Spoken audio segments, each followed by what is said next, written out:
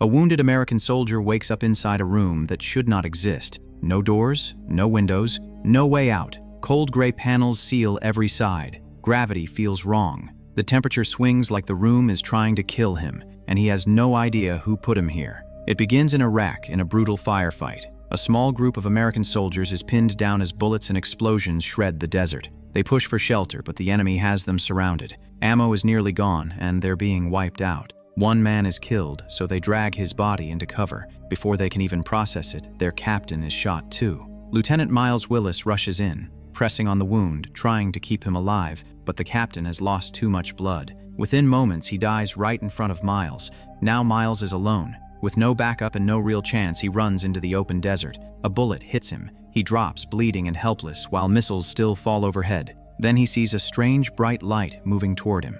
At first he thinks it's another missile, but it's different. It keeps coming closer, and everything goes black. Miles wakes up inside an empty cube. No doors, no windows, no visible exit. Every wall is the same grid of gray square panels, like the place was built to erase direction. He's still wounded, so even standing hurts. He searches for seams, cracks, anything. Nothing. He calls for help. Silence. He assumes capture, some kind of torture chamber, but the room looks far too advanced, so he forces himself to focus on what he can control. He bandages his stomach with his medical kit and tries his radio. The radio is dead. Then he notices a word on the ceiling panel. Abandon. It wasn't there before. Miles shouts, even tries a few Arabic words, but the room stays quiet. The message changes. Another wall reads, "Abandon all." On the floor, "Save the sinner's soul." Then the full warning appears, "Abandon all hope." Before he can understand it, the cube changes again. The temperature rises, uncomfortable, painful, then unbearable. He rips off his shirt and boots, but sweat still pours and vanishes on contact with the floor. The heat grows so extreme that even the ink on the panels begins to melt. Miles starts losing his grip. Maybe he's dead. Maybe this is hell, and the words aren't a warning. They're the answer. He fires at the walls in panic. The bullets do nothing. The cube won't break. The heat keeps climbing until Miles collapses. When he wakes, the temperature is normal again. He drinks from his bottle until the entire room moves. The cube rotates like a metal box being flipped from the outside. Miles is hurled across the panels. His gear slams into the walls. His injured body crashes, tearing him up worse. Then it stops. The room has shifted. Words that were on the ceiling are now on the floor. Some of his belongings are stuck above him, hanging as if gravity has been rewritten. Now he understands. This isn't just a prison. This room can control heat, cold, gravity, maybe even magnetism. He tries to treat it like a problem. There has to be a pattern. There has to be a way out. He tries the radio again. Static. Then a woman's voice cuts through. For the first time since waking up, Miles has hope. He talks fast, trying to explain who he is and where he is, but the signal is weak and cuts out before he learns anything. The cube might be bending or blocking the transmission. Then he remembers his phone, but it's stuck to the ceiling. He can't reach it, and he can't remember its number. He uses binoculars to read the digits printed on the phone from the floor, then scratches them into the ground with his knife so he won't forget. The phone rings. Miles jumps, reaches, too high. He throws his boot to knock it loose, but the boot sticks to the ceiling too. Before he can try again, the cube turns cold. Frost crawls across the panels. Miles throws his shirt back on, but the freeze spreads fast. His muscles stiffen. His thoughts slow as hypothermia takes over.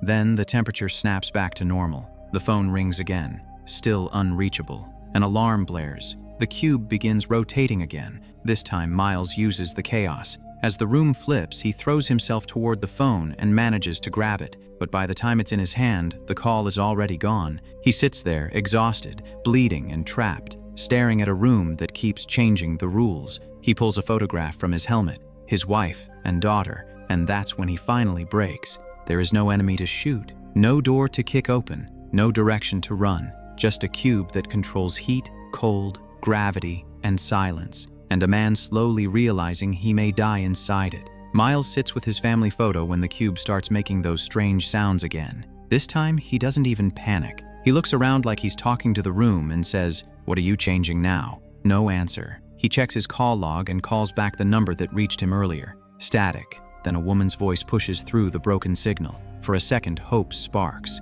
Maybe someone knows where he is. But the moment she speaks, Miles realizes she isn't calling to save him. She's trapped too. She tells him she's inside a sealed room. No doors, no windows, no way out. And just like his, her room keeps changing. With every question Miles asks, the truth sharpens. She isn't outside the cube. She's inside another one. Miles keeps her talking, trying to steady her. Then she says something that makes him pause. Her room has no light source, but everything is still visible. Miles realizes the same thing is happening to him. No bulbs, no flames, no lamps. The light is coming from them. It should be impossible, but after heat, cold, gravity shifts, and rotations, impossible stopped meaning anything. He asks who she is and where she was, but she suddenly gets scared and accuses him of working for whoever did this. Miles snaps back. He's injured, bleeding, and trapped too, and he has no idea what this place is. She apologizes. She says they have to work together. Her name is Damsey. Before she was taken, she was driving on a highway. That catches Miles because his unit was also near a highway before he woke up inside this box. Damsey asks if he's military. Miles gets suspicious, but she says it's a guess. The way he talks and stays focused sounds like training. Then Damsey suddenly cries out in pain. At the same moment, Miles feels something slam him down. An invisible force presses him like the whole room became a magnet. He's pinned to the floor, barely able to move. Damsey says it's happening to her too. Miles hears that awful sound again and warns her the cube is about to rotate. It flips violently, throwing him around until it stops. And when it stops, Miles realizes the room is smaller. The walls have moved inward. He pushes, but it's useless. The cube is shrinking. Panic spikes. His breathing goes wild and he blacks out. When he wakes, it's still smaller. Now he breaks. The space feels tight. His chest locks and he can barely breathe. Damsey tells him to focus on her voice. Her room got smaller too. That single detail tells Miles everything. What happens to him is happening to her.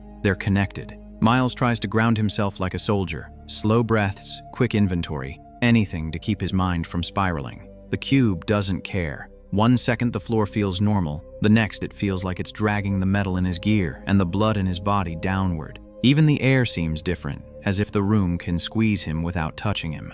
Damsey says she can hear things shifting in her walls too, like plates sliding behind the panels, and the sound comes from no direction. Miles looks at his phone and remembers its range is short. If they can call, Damsey might be close, at least close by this place's rules. More writing has appeared on the panels in languages he doesn't understand. Chinese, Latin, strange symbols. Miles tells her about the bright light he saw in the sky before he blacked out. Damsey goes quiet. She saw the same light. Miles tries to believe that means Iraq, some enemy tech, some secret prison. Damsey shuts it down. She wasn't in Iraq. She was somewhere else entirely, so I take her. She isn't a soldier, a spy, or an important target. She's a math teacher. Miles shouts for help anyway. Nothing. Then he asks her, "How did you get my number?" Damsey says it was written on her wall. Miles freezes, because he wrote his number on the floor of his own cube. Somehow, what he writes appears for her. So the writings aren't all from the builders. Some are messages from other trapped people,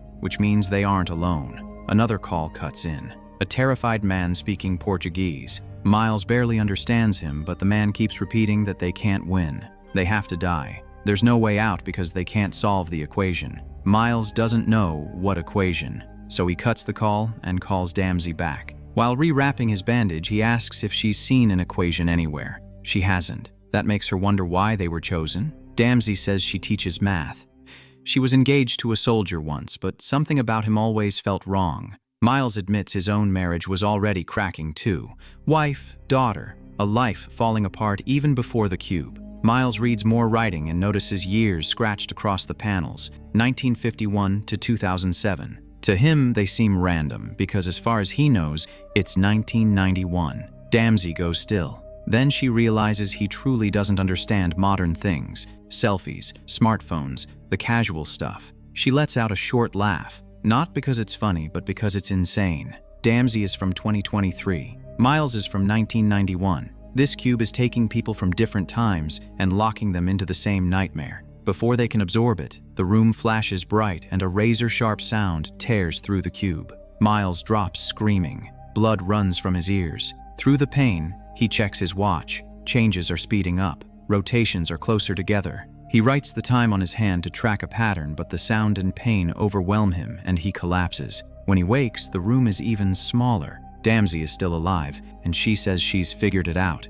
They aren't in different cubes. They're in the same room, one room, at different points in time. That's why they can hear each other. That's why writing carries over. That's why people from different years are trapped together but can't see each other. They're sharing one space across time. Damsey thinks the cube might exist in a fourth-dimensional way, where time doesn't behave normally. And if that Portuguese man was right, then the only way out may be a mathematical equation. That's why she may have been chosen. Miles admits he was good at math once too, but he followed his father into the army instead. Now that choice feels tiny. He's bleeding, exhausted, freezing one moment and burning the next, while the walls keep closing in. His eyes start to shut. Damsey hears it and keeps talking, steady and urgent, telling him to stay awake, because in this place, falling asleep may be the same as giving up. At that moment, Miles's Arabic dictionary falls out of his bag. He ignores it at first but notices something strange. Some of the words on the wall also appear inside the dictionary, so Miles starts translating.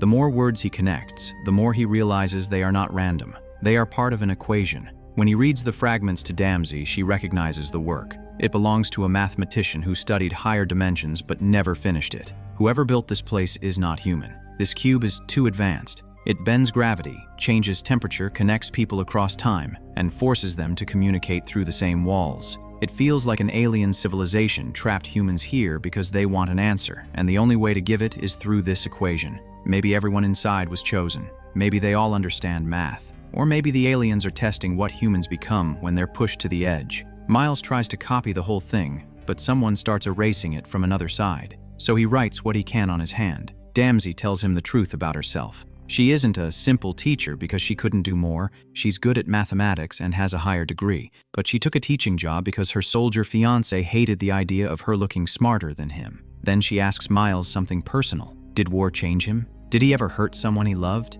Miles goes quiet, then says war turns people into animals. And from the way Damsey talks, Miles understands her fiancé was abusive. Miles opens up too. His father used to beat his mother, and as a child, Miles could only watch. Saying it out loud breaks him. Damsey finds a clue in the equation and tells Miles to write it on the wall so she can study it. But the gravity changes again. This time the force spikes so hard that Miles is slammed against the wall. The pressure is brutal, and the bullet in his wound is forced out. For a second, it helps. Then the pain becomes unbearable. When it stops, Miles is bleeding, dizzy, barely thinking. His phone screen is cracked, the battery weaker. The cube rotates again, and when it stops, the room is even smaller. There is almost no space left. Panic tightens around his chest. He calls Damsey, but someone else answers. The same frightened man from before. He says they should stop trying. They have to sacrifice themselves. There is no winning this. Miles cuts the call. Damsey calls him back.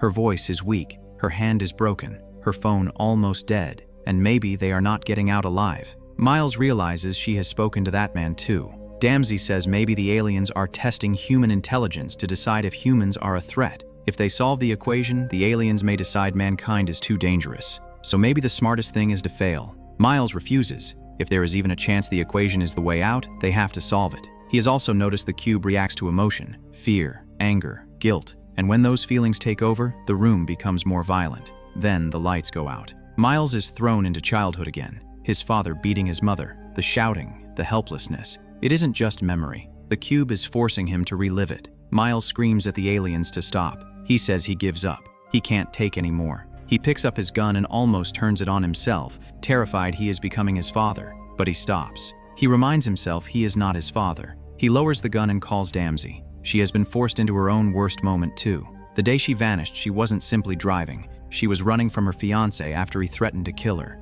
That is when she saw the light. And then she woke in the cube. Damsey asks Miles if he ever hurt his wife. Miles says he never did. Then he admits something darker. Sometimes the thoughts were there, the anger rising, and he hated himself for it. Damsey is disgusted by the honesty and hangs up. The Portuguese man calls again and tells Miles they should act like lab rats. If they solve the equation, the aliens will see humans as a threat. Before Miles can answer, the alarm blares. The cube shrinks again. Now there is almost no space left at all. If it shrinks one more time, everyone inside will be crushed. Damsey calls again and asks the same question. Miles tells her the truth. He never hurt his family. The thoughts came, but he fought them because he refused to become his father. Then he tells Damsey to solve the equation and escape. He asks one thing. If she gets out, Find his wife and daughter and tell them he loves them. Damsey starts solving, and Miles feeds her the pieces he wrote on his hand and the wall. Finally, they reach an answer. The answer is 1. Damsey tries to use it.